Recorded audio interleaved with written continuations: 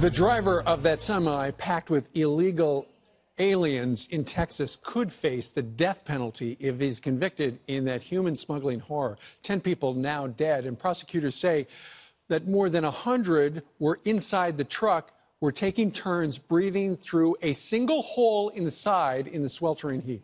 Our next guest says the tragedy is why banning sanctuary cities is so important. Joining us right now from Texas is Texas Lieutenant Governor Dan Patrick. Dan, good morning to you. Good morning, Steve. This is just a horrendous tragedy that should never happen in America.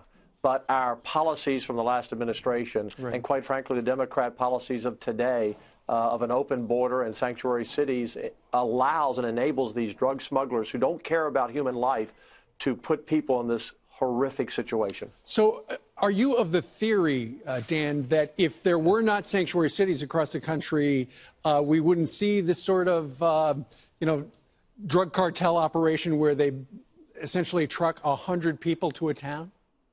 Absolutely.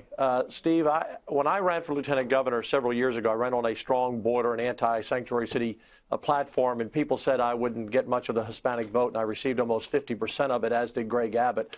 The Hispanic community in America understands that this tragedy should not happen to anyone wanting to come to America. Again, you shouldn't have to die to come to America. We need legal immigration reform, and we need a secure border. But when you have a sanctuary city, and by the way, all over this country, whether it's de Blasio in New York or Rahm Emanuel in Chicago or some of the Democrat mayors in Texas suing us, we just passed an anti-sanctuary city law out of the Senate several months ago.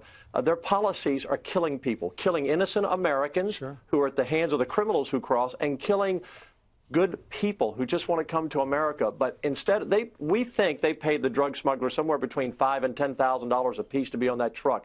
A death ride of 155 miles from Laredo to San Antonio. They would much rather pay the United States government $2,000 or $3,000 and come here legally, be a part of our culture, a part of our country, and not live in the shadows. It is time the Democrats and the Republicans pass legal immigration reform tied in with Trump's policy of securing the border and ending sanctuary cities, and we will end this horrific horror for American victims of criminals who cross the border and from people trying to come to America. This should never happen. All right. Well, let's see what happens. Dan Patrick, the Lieutenant Governor of the great state of Texas. Sir, thank you very much for joining us today from Austin. Thank you.